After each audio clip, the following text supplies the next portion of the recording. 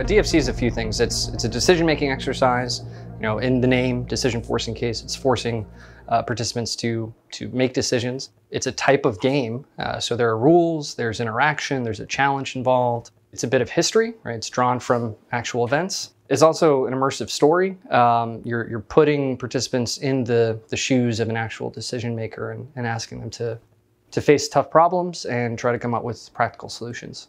The goal is to get people comfortable with making decisions and realistically issuing them. It's not an exercise of what would you do, it's an exercise in what are you doing right now. I'll talk first about uses, positive uses or appropriate uses for DFCs. Complex problem solving, decision making, anything that isn't black and white. Any situation where there are multiple ways to approach a problem. A situation where people can argue and disagree about what's the best course of action, that's appropriate.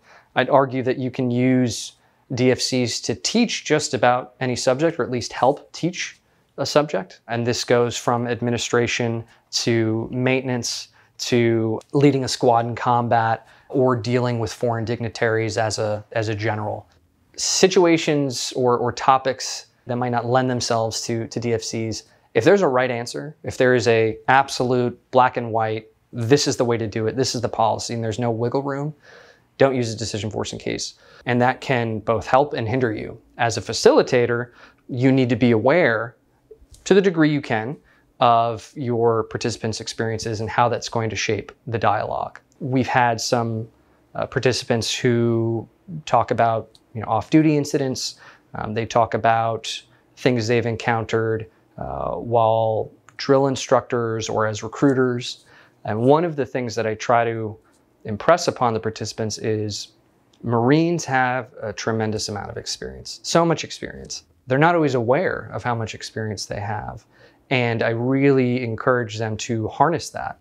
Every school in the Marine Corps, every school course, any place that's involved in learning, if you simply ask the faculty, the staff, about experiences centered around the subject or the MOS or whatever it is they're trying to teach, you look long enough and you talk to people long enough, you'll find that there's a case for everything. And really, I think every school and course should have a library of these exercises that faculty and students can refer to and use to help develop whatever their decision-making skills or critical thinking skills in the context of that MOS or subject or skill, whatever it is they're trying to teach.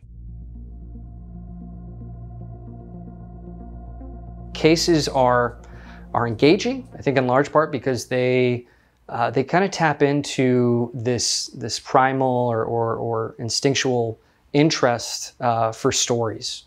Something I'll often talk about in the workshop to participants is we like stories. And this is something that I think you find across humanity. Stories are one of the most long used modes of transmission, right? Trying to move, convey information, knowledge, wisdom, what have you, from one generation to another. So DFCs really latches onto that, and I think that's one of the reasons why they're so powerful. Cases rely on history. They rely on documentary evidence, and we don't always have all the details. I won't tell participants, this is exactly how it happened, because we don't know exactly how it happened, and how the protagonist experienced the event may be a very different thing than the people serving as the subordinates, or who were on another part of the line or in a different part of the city. So I try to make that clear. Using DFCs, seeing DFCs taught at various schools, I think the Marine Corps is on track to hopefully really institutionalizing them.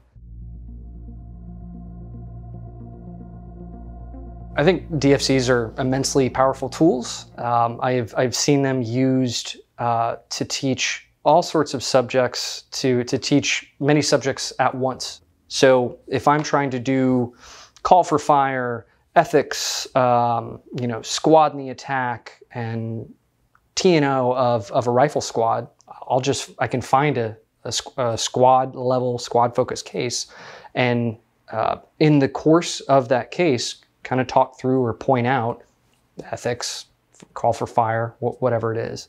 Marines are expected to make decisions, think critically, and adapt in the fog and friction of war.